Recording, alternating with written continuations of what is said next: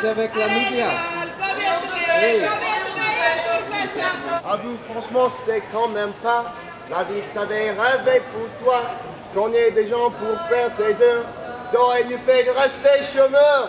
Allez les gars, combien vous payez pour faire ça?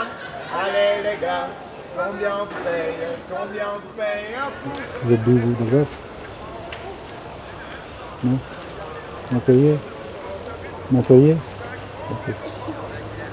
Vous pouvez me dire. Vous avez pas envie de parler, vous. J'ai passé ma journée à discuter avec des collègues à vous hier. Et je pense que vous avez essayé de discuter, certains ont essayé de discuter avec vous.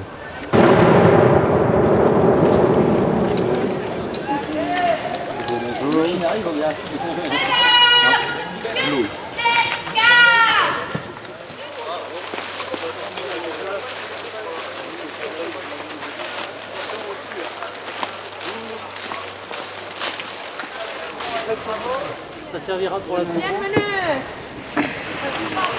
Bande d'amateurs. C'est une zone humide, vous saviez pas?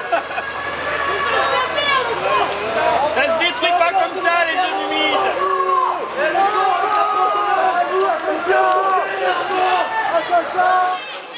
La police avec le peuple. Contre un projet funeste. Oui, t'es pas des titanesques comme éboué. Résister, sauver 2000 hectares. Oui, mérite belle bagarre au éboué. Résister, la sécurité de Nantes. Oui. C'est pas, j'ai 2 enfants. C'est pour eux qu'on est là.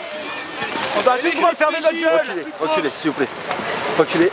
Il y a quand même nécessité urgente à ne pas dépenser des sommes exorbitantes, 500 millions, peut-être 1 milliard, peut-être 1,2 milliard. Qui paiera la note? Alors si c'est 26, ça marche très bien, mais dans un autre cas de figure, si ce n'est pas rentable, ce sont les contribuables. Vous monsieur, moi, tous les contribuables. Il y a d'autres choses à faire. Il y a aujourd'hui des gens qui meurent sur la route. Je rappelle qu'une femme, avec son enfant elle est décédée sur le bord de la route parce qu'elle ne pouvait pas accéder à une maternité. Faut-il faire un aéroport ou des maternités? Moi je dis, il faut faire des maternités. Oui, il faut faire aussi un certain nombre de choses qui n'existent plus dans ce pays. Il n'y a pas d'urgence à faire un aéroport comme ça. S'il vous plaît, qu'ils entendent qu'un seul d'entre vous ose sortir du rang.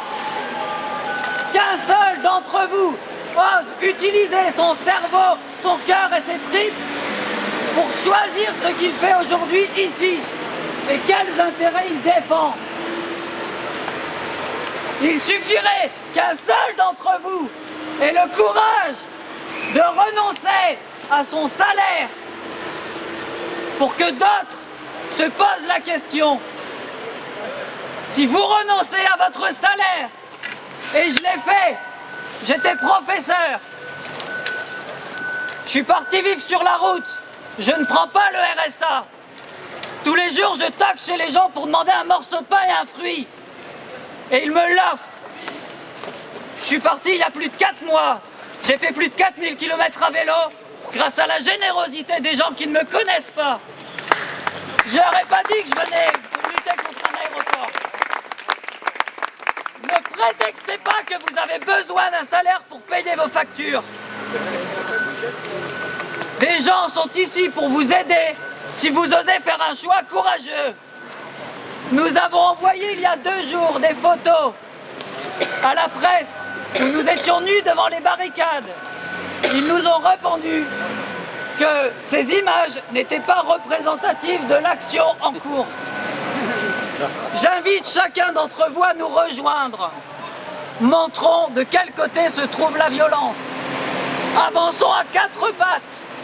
Nous avançons parce que nous refusons de rester immobiles face à ce qui est en train de se passer. À 4 pattes parce que nous tenons à montrer que nous ne riposterons pas à leur violence. Ils auront largement le temps de nous gazer, de nous matraquer avant même que nous ayons esquissé un mouvement nous permettant de nous relever. Quand ils auront montré leur violence, nous retournerons en arrière. Mais nous aurons les images de leur violence. Et on recommencera. Allez-y les gars, vous pouvez applaudir. Sachez que des hommes et des enfants.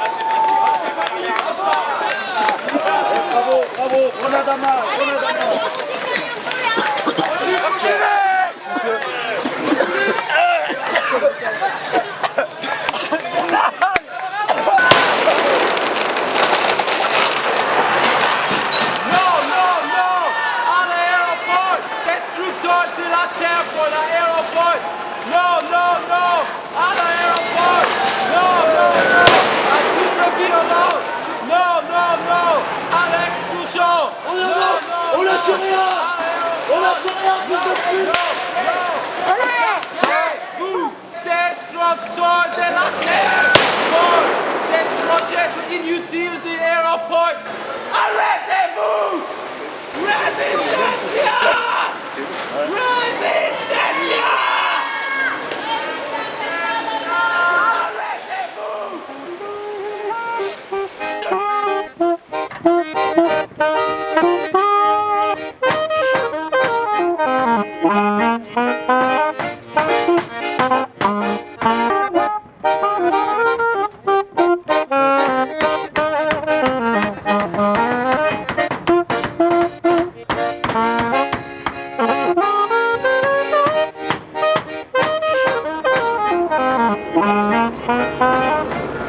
Ce lieu a été attaqué le vendredi 24 novembre.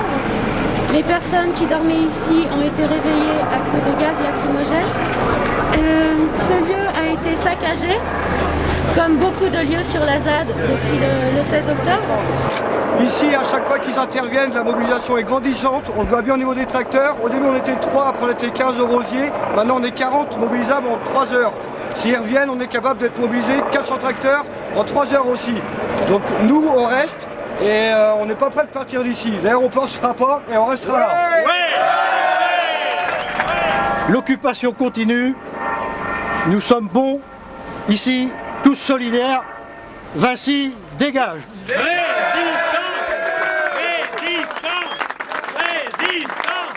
La terre, c'est pas la nôtre. Hein. Ah bah non, mais exactement. C'est eux qui nous la prêtent. Exactement. Donc, bon, bah... C'est le jour où moi je suis passé devant le tribunal, j'ai dit au président du tribunal, je ne veux pas d'argent parce que je ne suis pas propriétaire. Alors il m'a regardé des yeux, quand même, c'est bien vous le propriétaire. Je dis non, je dis j'ai jamais été propriétaire. Ma famille est là depuis 1838, hein, et de génération en génération, la terre s'est passée. Alors je vous dis, je suis un passeur de terre, mais je ne suis pas un propriétaire. Et cette terre n'est pas à vendre, et cette terre-là, elle est faite pour nourrir la... Voilà. Et puis je lui ai ajouté que j'étais un citoyen responsable, que s'il y avait vraiment utilité publique, c'est-à-dire si j'avais eu un bout de terre que j'avais hérité de mes parents, tu vois, et qui s'était trouvé à un endroit placé où on veut faire un hôpital, qu'il y a vraiment une urgence de faire l'hôpital, je suis intelligent, voilà, là on n'a pas besoin, donc il faut que ça reste pour l'agriculture, donc je ne suis pas vendeur, alors voilà, c'est tout. Hein. Bon, puis l'argent, on n'ira pas le chercher, on est tous comme ça, on n'ira pas chercher l'argent. La banque de dépôt et consignation, on est informé de ça, mais nous on ne va pas le chercher, donc voilà, c'est clair, ah ben non. Et quand le dossier tombera, on redeviendra propriétaire de nos terres, il n'y aura pas besoin de rembourser l'argent, tu vois, c'est clair, ça se fait comme ça. Au Larzac, ça s'est fait comme ça. Et puis à d'autres endroits, donc pour ça qu'on tient bon, quoi. Mais c'est important de le... façon formulée que quand le projet tombera, quoi. C'est de toute façon, il tombera. Ah oui, mais ça fait 40 ans que je le dis. Mais du coup, ça donne encore... Non, mais ça fait 40 ans que je le dis, mais bon, on peut dire des conneries toute sa vie aussi, c'est vrai. Mais non, c'est pas possible qu'il se fasse. Il y a 40 ans, il y avait plus de possibilités qu'il se fasse qu'aujourd'hui. Pour bien des raisons. Hein. Et la principale raison aujourd'hui... Ils veulent faire du kérosène à fumer partout là. Oui, la principale raison aujourd'hui, c'est de voir les gens qui s'élèvent contre ce projet.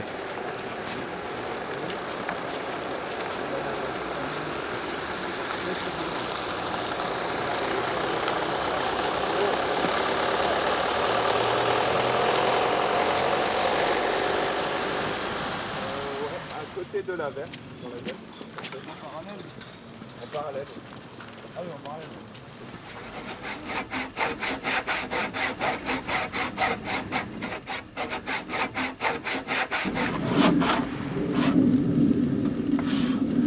What do you want to do in between? For instance, from here to there, just leave it empty. I arrived here for the demonstration on the 17th of November because I have some friends living here since some time, and I was traveling with them this summer, and I received an email from them telling that they need help here. Help was needed, and they wanted people to be here to face the police and to help rebuilding what the police destroyed and so on. So I came for the demonstration, and then I didn't have really a plan like about staying or leaving. Just I came to visit this friend, greet them, give a hug to them, because I think it's important also to have friends close in these difficult moments. And then I find this reality here with many things to do, and I decide to stay, and I'm staying for a while, I don't know how long. Ouais, je suis arrivé hier soir donc à Notre-Dame-des-Landes. Je suis parti sans durée déterminée parce que justement, comme sur le terrain, c'est différent de ce qu'on voit aux infos. Je fais au jour le jour. Et si justement je suis assez souple au niveau temps, c'est justement parce que je suis à mon compte, je suis forgeron à mon compte chez moi dans les Yvelines. Et sinon, je travaille pour Greenpeace. Et du coup, je passe mon temps à dire aux gens, voilà, les enjeux, ils sont importants, ils sont urgents. Et puis, malgré tout, c'est maintenant qu'il faut se décider, quoi. C'est pas demain quand il n'y aura plus rien et tout, quoi. Et effectivement, le fait de voir cette histoire, je me suis dit, là, c'est à mon tour de me prendre un peu au visage c'est maintenant que ça se passe et c'est maintenant qu'on agit, quoi. Moi, j'ai 21 ans, je viens de Lorient, en fait. Et puis, j'ai eu vent de la manifestation du 17, en fait. Et une amie m'a proposé de venir avec elle, donc je l'ai suivie. Et depuis, je ressens que je dois rester ici, en fait. Parce que c'est un endroit où humainement il y a quelque chose de magique qui se crée et qu'il y a énormément de liens qui grandissent en fait. Il y a des liens humains, pas des liens intéressés, où tout le monde est dans une même optique et dans des mêmes valeurs et où ça se ressent de façon, je sais pas, magique pour moi en tout cas. Je vais aller aider les camarades à empêcher la construction de l'aéroport. C'était ça la motivation première. Finalement, c'est tout. On remet en question pas mal de choses. J'ai tellement entendu parler de la ZAD, j'ai envie de venir voir. Donc je suis venue en vacances ici avec un ami, avec une roulotte et des chevaux. Et ça a été assez troublant pour moi d'arriver. Je m'attendais pas à arriver sur un lieu de guerre, quoi. On était plusieurs à être passés individuellement. Et en Centre-Bretagne, on s'est retrouvés, on en a discuté et on s'est tous retrouvés sur le fait que si déjà, écologiquement parlant, si on faisait des véhicules communs, c'est toujours très intéressant. Et aussi devenir, on pourrait dire, une bande de potes, de cousins, bien les coudes soudés, c'est une force en plus.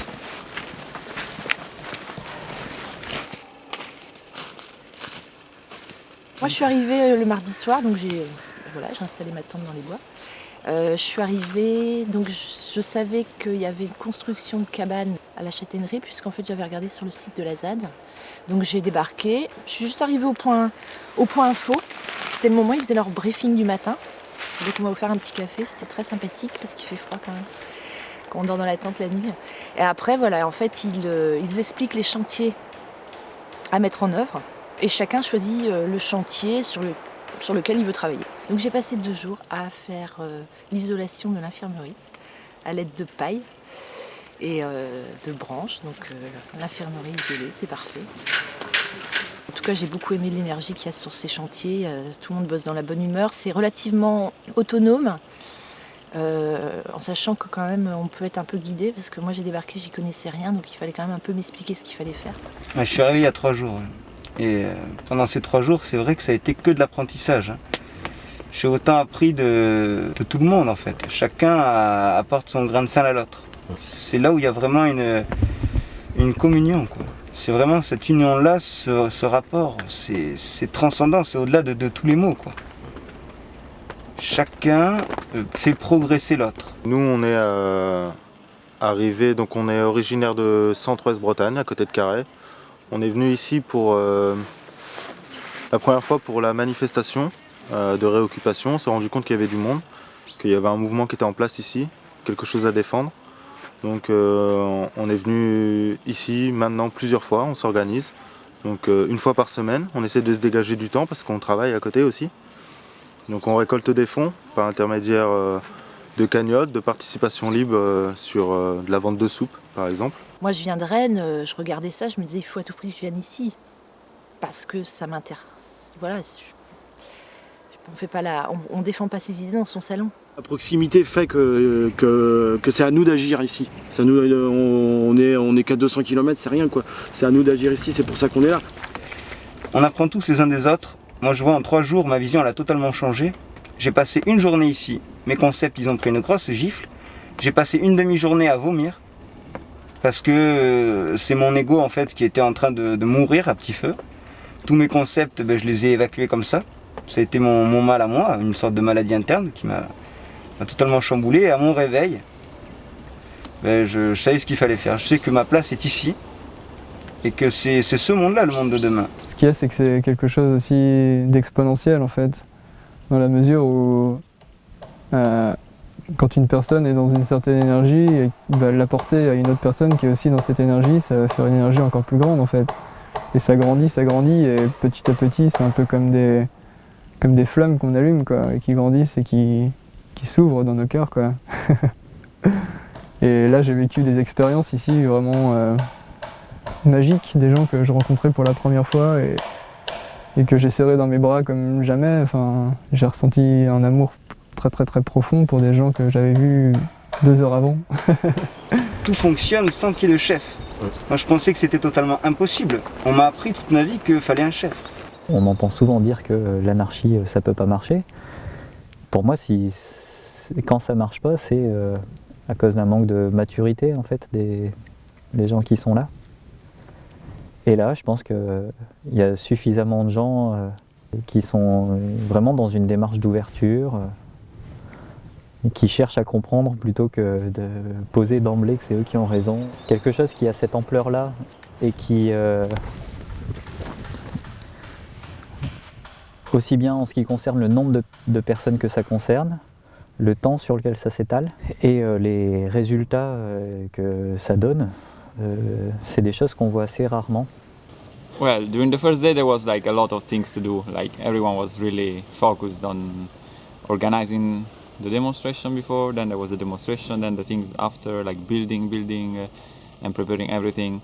Then now it's a bit of a different atmosphere, but still there is a lot of things to do. Sometimes I just help in the kitchen, sometimes I help someone with building, just a little. I like to stay in the forest. I'm also just having walk around to discover better this world of Lazad. I like a lot this forest. Sometimes I just came here now after the big intervention of the police. There is nothing left here. It's so silent. Sometimes there is no people around, like now, just me and you, and maybe some few people that I can't see. And I like just to stay here because I don't know. I got really attached to this forest because we were building houses up on the trees and we were trying to defend it from the police. And I just feel it's important to stay here, and I like just to have walk around and feeling the forest around, feeling the trees. Je crois que je suis terrienne et que c'est dans l'intérêt de tous que je fais ça. Effectivement, il se trouve que cette ZAD, elle se trouve à proximité de chez moi. Tant mieux ou tant pis, c'est pas la question. C'est que du coup, je peux pas rester chez moi, alors que 2000 hectares là sont en danger réellement quoi. C'est pour mes enfants, c'est pour les enfants des gendarmes, c'est pour la vie quoi. C'est un combat pour la vie. Du coup, vu ce qui se passe ici, il y a aussi une telle, je sais pas, la réunion de tous les gens, de tous les genres de gens qui sont arrivés ici, à créer un microcosmos, là, une vie. Je me prends à rêver d'un super Auroville en plus cool quoi. Et les zadistes, pour le coup, ceux qui sont venus habiter là, sont en train de prouver qu'on peut vivre autrement. Au-delà du combat, ils sont en train de prouver qu'ils ont quasi besoin de rien quoi. Ils avaient réussi à être autonomes au niveau de la bouffe. Enfin, c'est énorme. Du coup, le lieu devient mythique quoi. Chouette que les êtres humains puissent revenir à cette humanité, à ce qu'ils sont quoi, à recréer le lien avec ce qui l'entoure et à vivre quoi, tout simplement, et arrêter de partir dans des idées farfelues liées à l'argent quoi, parce que l'argent c'est pas grand chose à côté de tout ce qu'il y a autour de nous et à l'intérieur de nous. Il y a plein de gens qui arrivent avec leur savoir-faire, qui ont fait des formations écologiques, donc qui apportent ça aux autres. Et les autres y apportent ça, et ça fait une espèce de grande chaîne. Alors, quand j'entends le gouvernement qui nous demande de revenir à la raison, je me dis, ben oui, on va apprendre à arrêter de bousiller la forêt pour des profits économiques. Et oui, on va sûrement revenir à la raison. C'est assez drôle, je trouve, quand on vient, parce qu'on se rend compte vraiment, ça fait vraiment le petit îlot de résistance. Enfin, en face, il y a toute la puissance de l'État, il y a les CRS et tout, et c'est des petites cabanes, des campements que tout le monde construit, reconstruire en force. Ça fait vraiment le petit David contre Goliath, et encore, l'image est faible. On est peu nombreux. Par rapport aux gens qui sont contre cette démarche d'aéroport ou cette démarche capitaliste, on est peu nombreux à être sur place. Je me suis même demandé comment ils avaient réussi à tenir en fait, jusqu'à maintenant. Puisque j'ai cru comprendre que dans le mois qui vient de passer, il y avait eu entre 500 et 1000 CRS. Les chiffres, de toute façon on n'a pas les vrais chiffres. Donc oui, ça m'a énormément étonné qu'ils aient réussi à rester sur la zone. Maintenant, il y a énormément d'entraide. Les gens qui sont sur la zone même, qu'on appelle les zadistes, sont quand même soutenus par une large part de la population. Il y a une solidarité qui est assez troublante même. Quelque chose de très beau qui se passe entre les gens. La solidarité, hier soir, on était donc à une barricade sur le bord de la route. Et voilà, tout d'un coup on a vu arriver un C25 chargé avec des tôles, et vas-y que je te passe ça par-dessus la haie et tout. Mais c'est super quoi, c'est super, ça arrive de partout, et on a besoin de ça, hein, on a besoin de tout le monde, il y a vachement de gens, des gens différents et tout, des gens de la ville qui sont vachement organisés sur le plan politique. Et plus les paysans, les campagnards de par chez nous, voilà, nous on sait vivre sur un territoire comme ça, et voilà, tout ça se mélange. Je m'attendais à tout sauf à ça. C'est-à-dire qu'il y a un mélange de plusieurs mouvements, de plusieurs idées, de plusieurs idéologies, et ce qui est assez formidable, c'est que tout le monde arrive à s'accorder ensemble au niveau de ses idées. Tous les concepts ici sont remodelés. Je vois ici, j'ai rencontré des punks, des anarchistes, des non-violents, des plus violents, des black blocs aussi qui étaient là. Tout le monde est un peu contre l'aéroport, hein. C'est quand même... Pour les discussions, on a un peu... Il y a un thème où tout le monde est à peu près d'accord. Mais ouais, c'est très intéressant, ça permet de faire des rencontres, des gens qu'on ne reverra sans doute jamais, mais en attendant, on partage un super moment ensemble, quoi. Et chacun aussi a sa place ici, quoi, de toute façon. On est plein de petits morceaux qui viennent faire un grand tout, quoi. Je pense que ce qui est important, c'est de revenir à ce qu'on est, voilà. Et à l'amour dans son sens large, qui représente la vie, et pas le concept amour bas, en fait.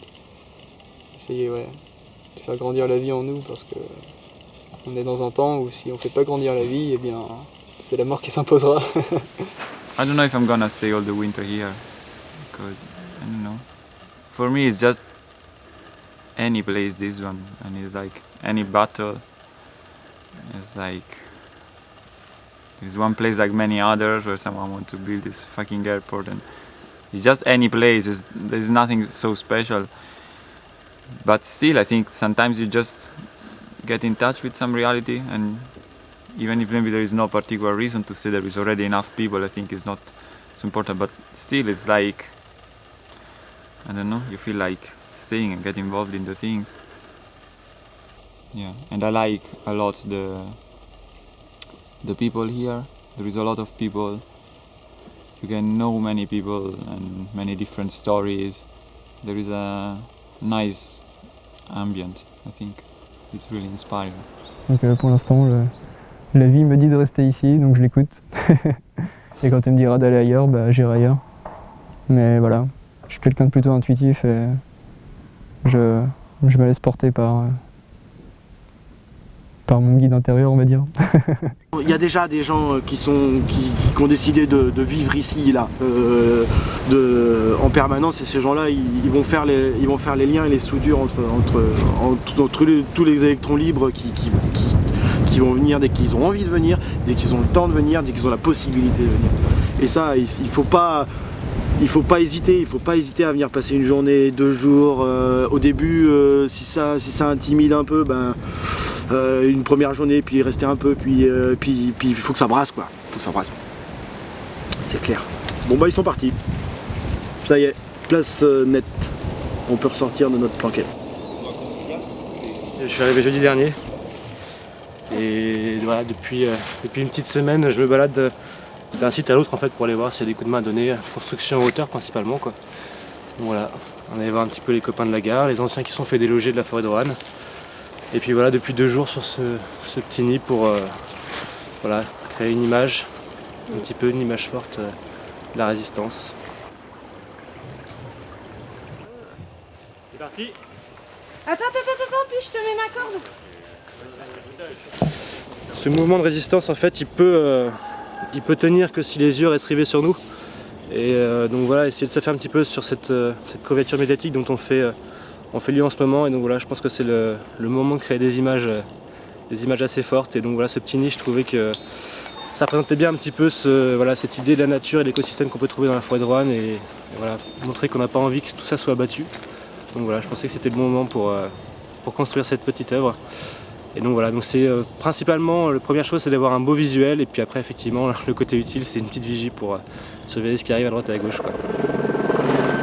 Yo, this is Radio Klaxon on 107.7. It's about 8 minutes after midday. About the cops, we don't have much more info than earlier, or we don't have any more info than earlier on. So they're with 2 cars standing at the crossroads of Rue de l'Isolette next to La Sauce.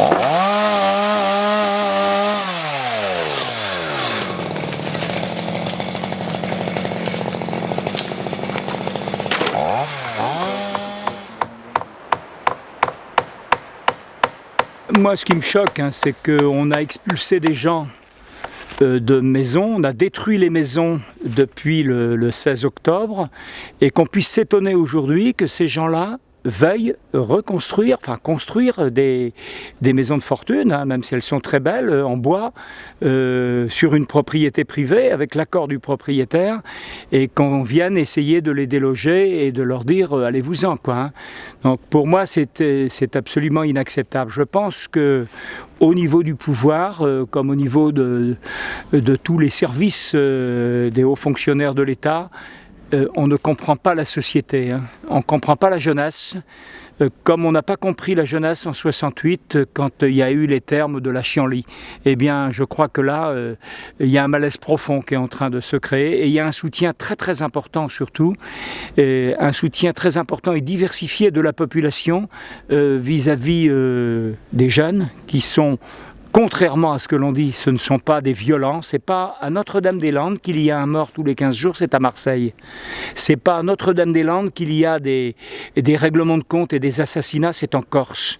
Donc il y a un moment, monsieur Kist de la place Beauvau, faut pas qu'il se trompe. Et je m'aperçois qu'ici il y a du dynamisme, de l'énergie, et que les gens ne restent pas à ne rien faire.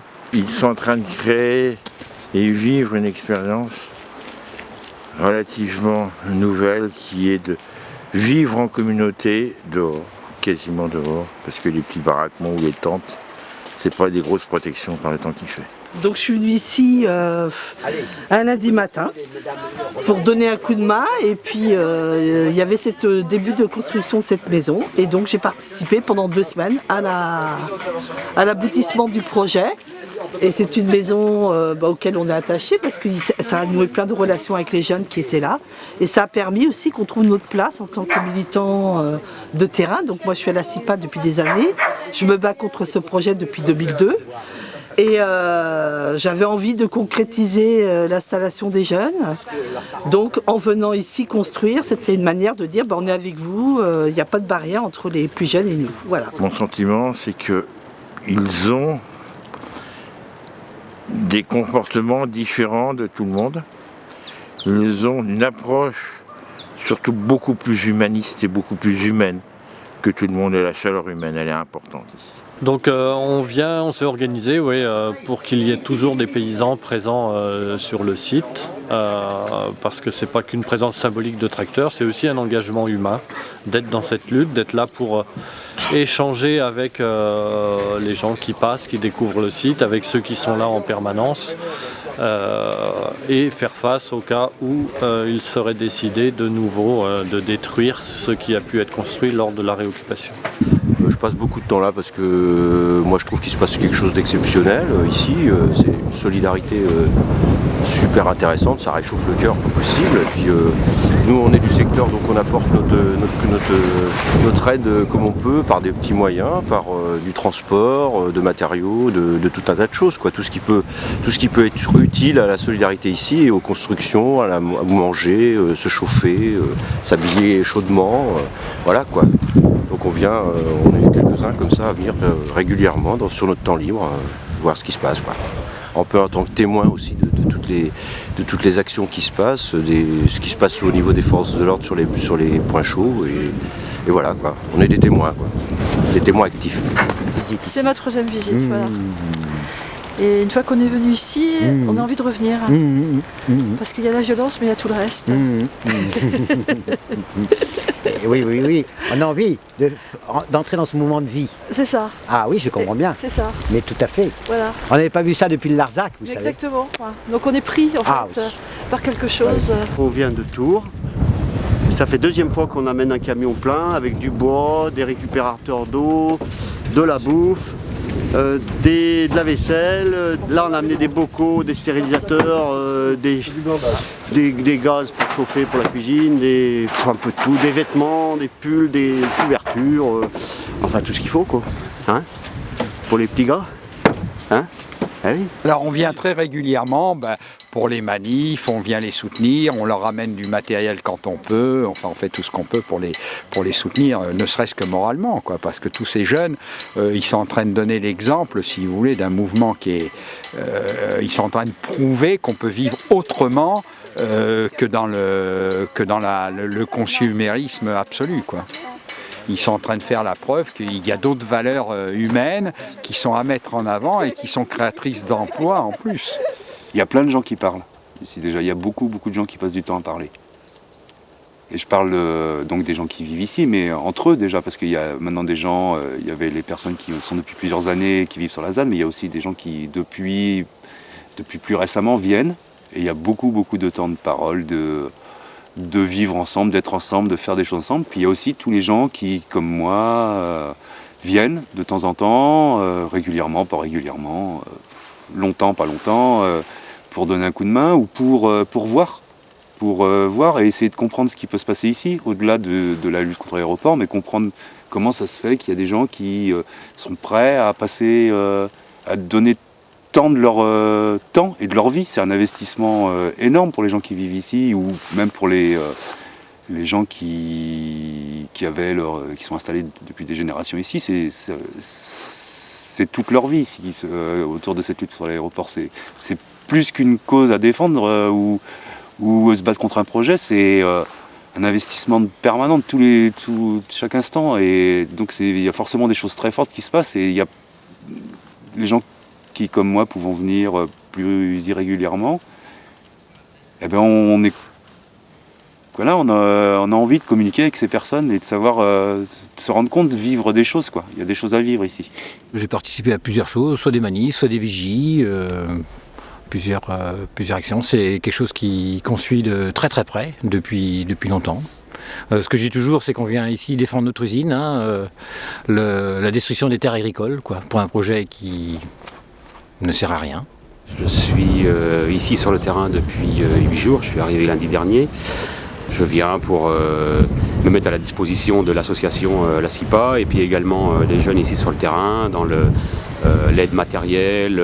J'accueille les gens qui viennent à la permanence à Notre-Dame-des-Landes pour les orienter sur les différents sites et leur indiquer par exemple où déposer le matériel, les vêtements, la nourriture, les médicaments, les outils, etc.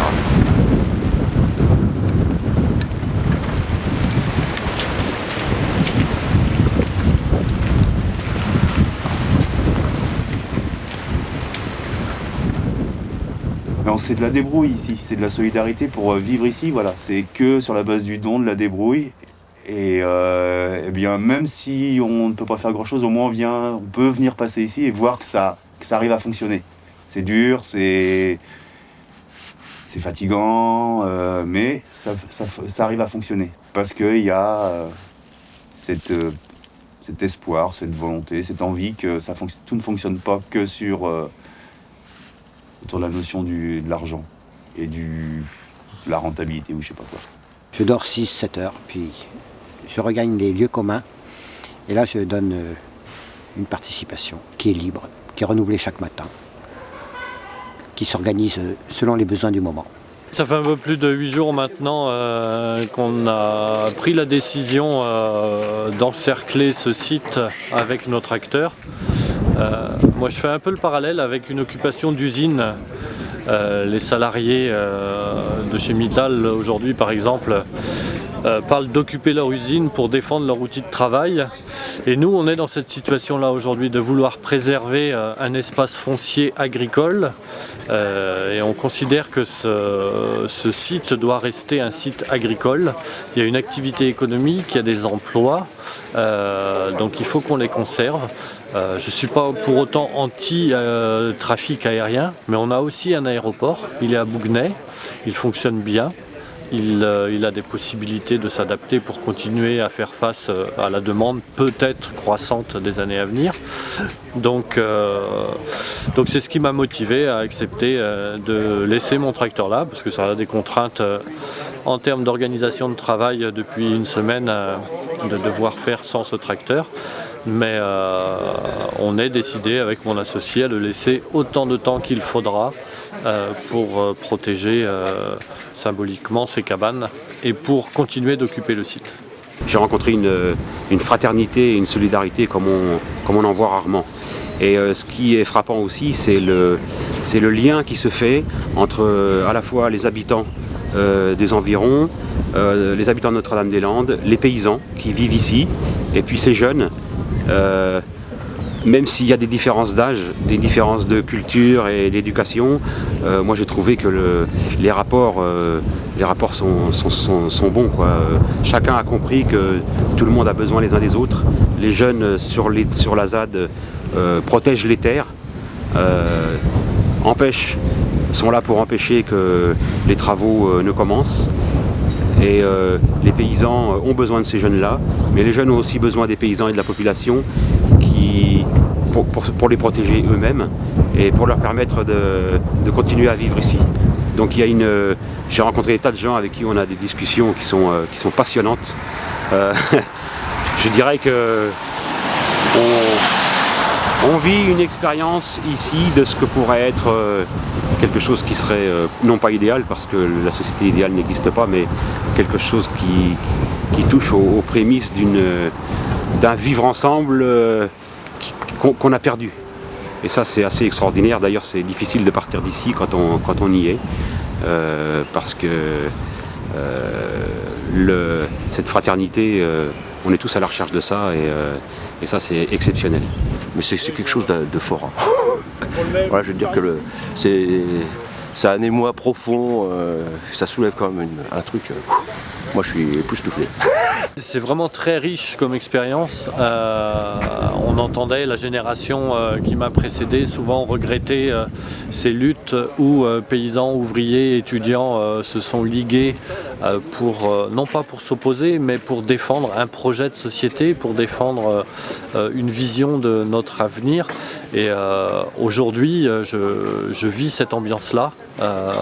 On nous a au départ présentés comme des gens qui s'opposaient, qui n'avaient rien à voir ensemble, mais on est tous avec des points communs, avec des divergences, et c'est vraiment très riche d'enseignements. Il faut remettre ce dossier à plat, il faut laisser la terre aux paysans, et puis faire des investissements pas filer du fric et des millions d'euros de nos impôts à Vinci, parce que ça c'est le tonneau des Danaïdes sur les factures qui vont arriver à suivre si ce projet se fait.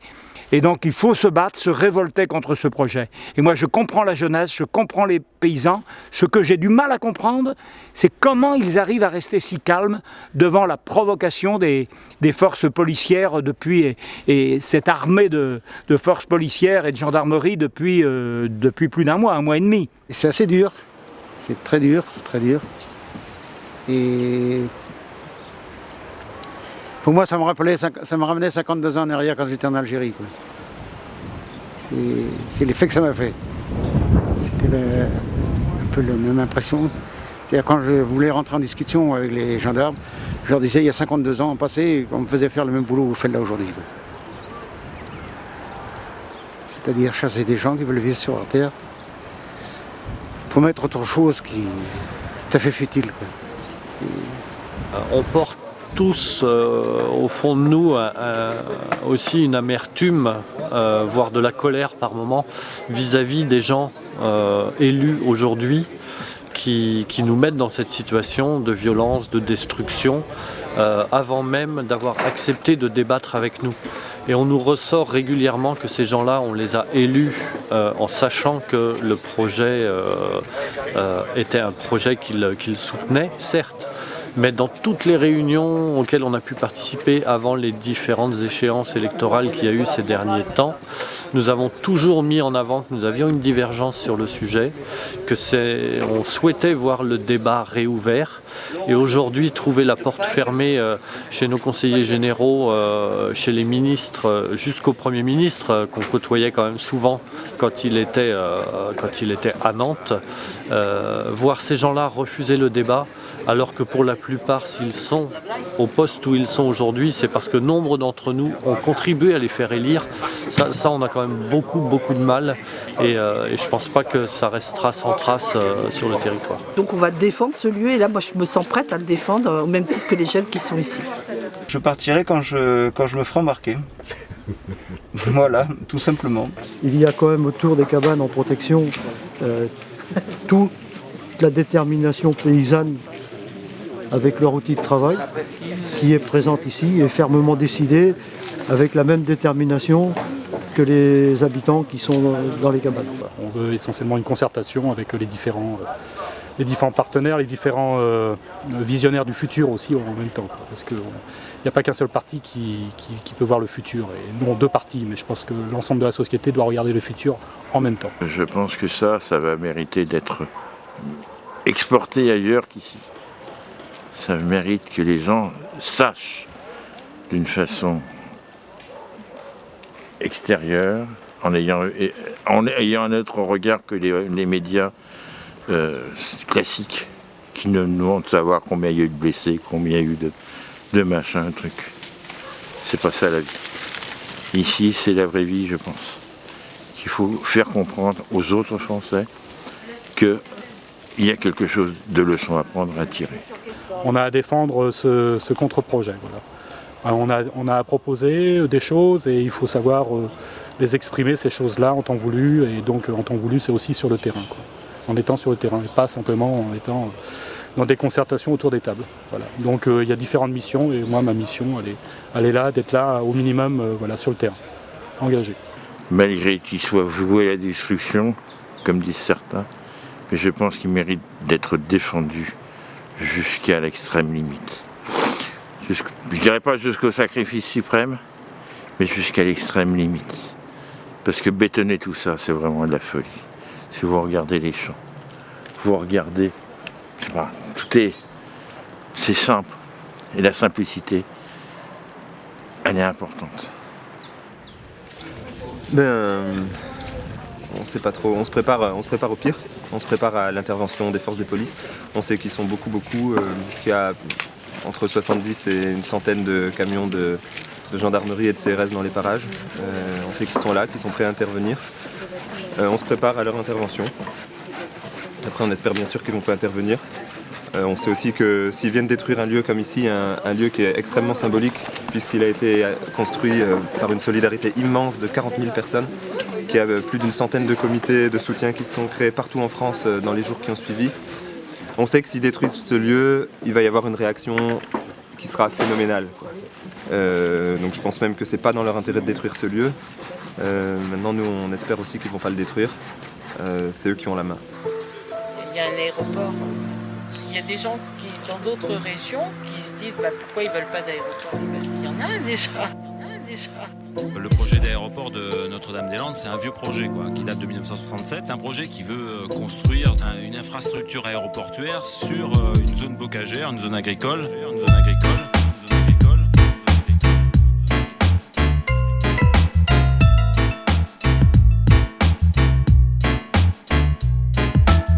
Projet grandiose comme ça qui risque non seulement de détruire l'environnement, mais aussi détruire des cadres de vie, détruire aussi la volonté des gens de décider pour eux-mêmes. Le projet doit s'étendre sur 1700 hectares. C'est un projet inutile et dépassé. Le coût de ce projet est faramineux. Il pourrait atteindre plusieurs milliards d'euros.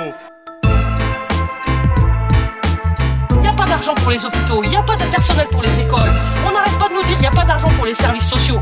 Mais alors il y a toujours de l'argent pour ce genre de conneries. Plusieurs milliards. Un mouvement d'occupation s'est étendu sur les bâtis et bocages menacés. Nous tentons de construire ici des solidarités, des confiances, de la puissance collective, des moyens d'action.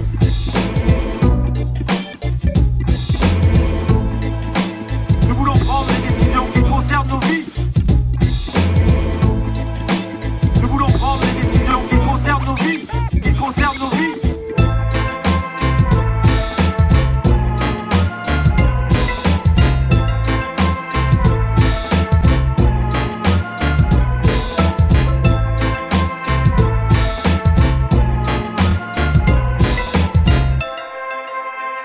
Des gens qui sont là essentiellement pour l'aspect de vie collective et de plantation de potagers, des gens qui ont construit des éoliennes à partir de rien et qui sont autonomes aujourd'hui en électricité, des gens qui ont monté des sambas, des activités de clown, des ateliers d'écriture, il y a une profusion de gens.